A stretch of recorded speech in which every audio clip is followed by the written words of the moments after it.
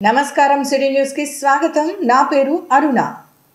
జిల్లాలో చేపడుతున్న వివిధ ప్రాజెక్టులకు సంబంధించి భూసేకరణను వీలైనంత త్వరగా పూర్తి చేయడంతో పాటు సంబంధిత రైతులకు పరిహారాన్ని వెంటనే చెల్లించాలని జిల్లా కలెక్టర్ రంజిత్ బాషా ఆదేశించారు.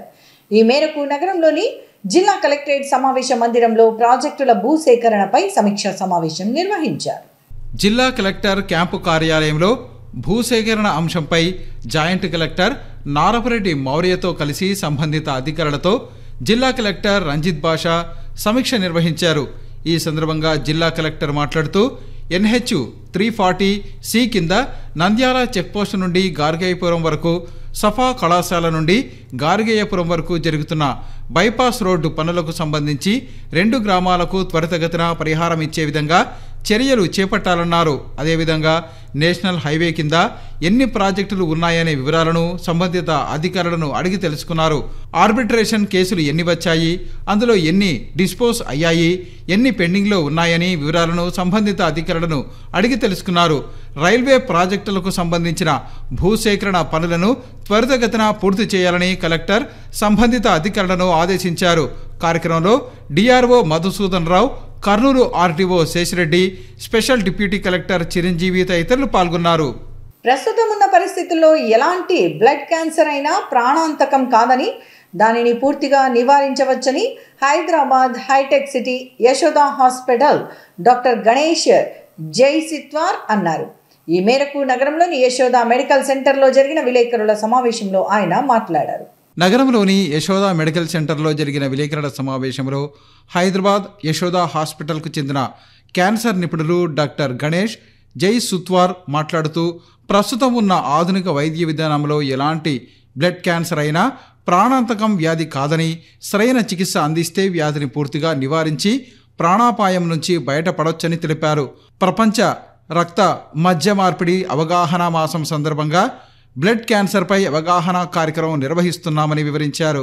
సాధారణంగా బ్లడ్ క్యాన్సర్లు లుకేమియా, లింఫోమా, మల్టిపుల్ మైలోమా అని 3 రకాలుగా ఉంటాయని తెలిపారు. అన్ని రకాల blood cancer bone marrow transplantation విధానంలో చికిత్స చేయవచ్చని తెలిపారు. తమ యశోద ఆసుపత్రిలో 500 బోన్ మ్యారో ట్రాన్స్ప్లాంటేషన్ చేయగా 92% ఆపరేషన్లు విజయవంతం అయ్యాయని ఆయన తెలిపారు. కర్నూలు జిల్లాకు చెందిన 2 పేషెంట్లకు రక్త క్యాన్సర్ చికిత్స అనంతరం పూర్తిగా కోలుకున్నారని తెలిపారు. బ్లడ్ క్యాన్సర్ చికిత్సకు సంబంధించి వ్యాధి తీవ్రతను బట్టి ₹1,00,000 నుంచి 35 లక్షల రూపాయల లోపు పూర్తిస్థాయి చికిత్స అందిస్తున్నామని తెలిపారు. ఇలాంటి పరిస్థితులను దృష్టిలో ఉంచుకొని ప్రజలు హెల్త్ ఇన్సూరెన్స్ చేయించడం మంచిదని తెలిపారు. రక్త క్యాన్సర్తో పాటు ఎలాంటి వ్యాధులు రాకుండా ఉండాలంటే మంచి ఆహారం, ప్రతిరోజు వ్యాయామం, యోగా చేయాలని, దీనితో పాటు జంక్ ఫుడ్ తీసుకోకూడదని డాక్టర్ తెలిపారు. అనంతరం పేషెంట్ రాముడు మాట్లాడుతూ తనకు యశోద ఆసుపత్రిలో డాక్టర్ గణేష్ మంచి చికిత్స అందించినందుకు పూర్తిగా కోలుకున్నారని తెలిపారు. ఆరోగ్యం పూర్తిగా నార్మల్ కాదు అని ఒక అవగాహన ఉంది. అది ఒక మిత్, రైట్? ఫ్యాక్ట్ ఏమిటి అంటే 2024లో బ్లడ్ క్యాన్సర్ క్యూర్ అయ్యే అవకాశం 90% ఉన్నాయి. ఎటువంటి బ్లడ్ క్యాన్సర్ ఉన్నా కూడా. బ్లడ్ క్యాన్సర్లో ముఖ్యంగా 3 రకాలు ఉంటాయి: leukaemia, lymphoma, myeloma.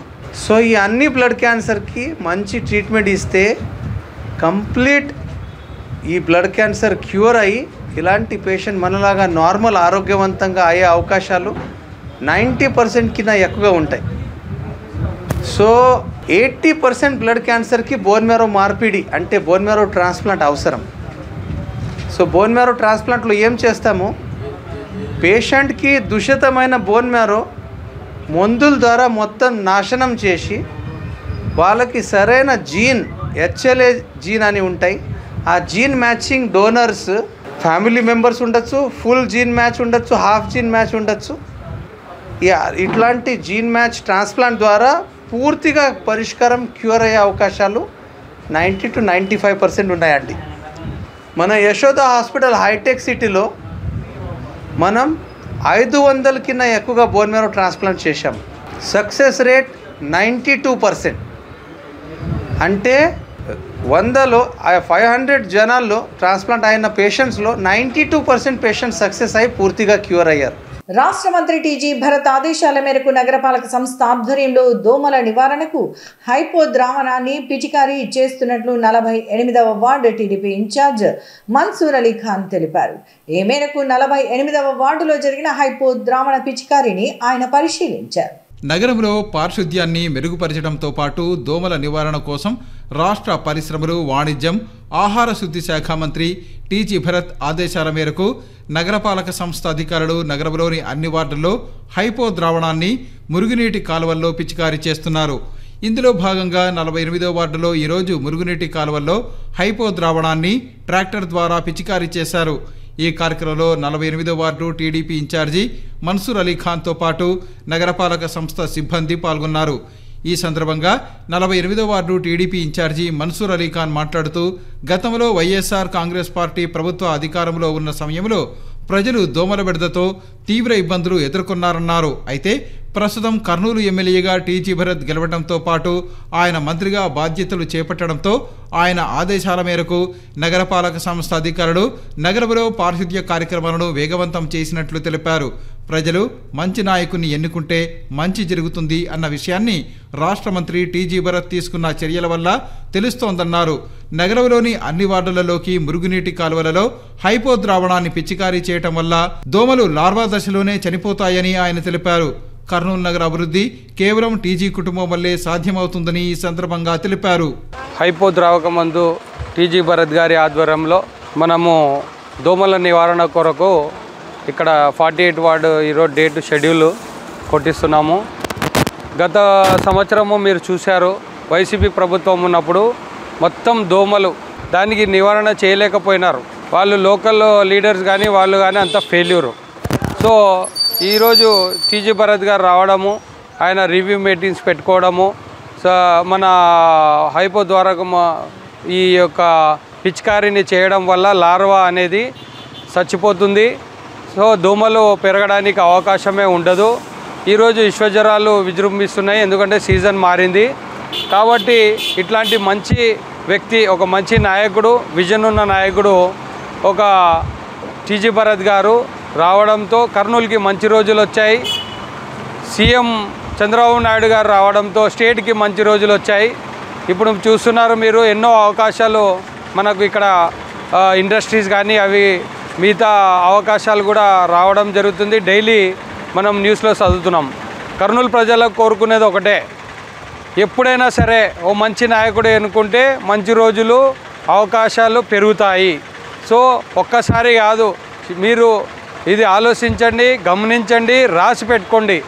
TGV family చేసేంత కర్నూలు డెవలప్మెంట్ కానీ ఇంకొకటి కానీ వేరే నాయకులకు రాదు, రాబోదు.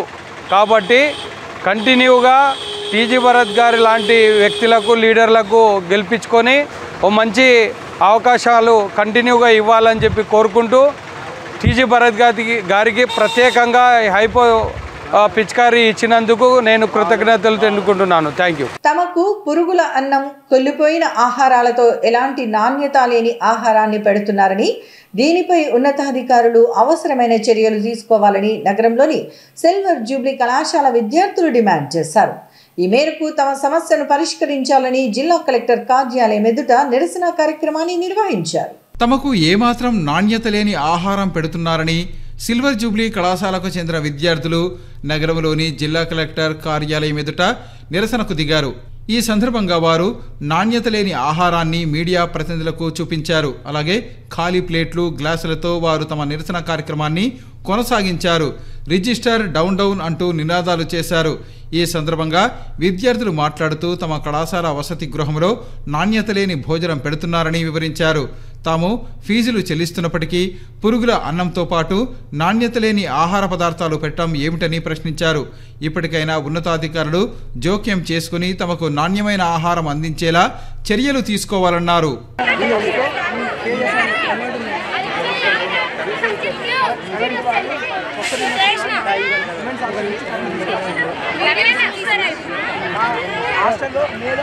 Sir final year day scholars హాస్టల్లో నచ్చక, ఫుడ్ బాగలేక వాళ్ళు బయటకు వెళ్ళి రెంట్ తీసుకొని ఉంటున్నారు. ఆ బయట రెంట్ కట్టాలి, మా హాస్టల్ను ఫీ కట్టాలి ఇయర్కి. ఇది ఎక్కడ న్యాయం? మాకు జస్టిస్ జరగాలి. అలాగే మేము సెమ్ ఫీజు అని చెప్పి 600-700 కడుతున్నాము.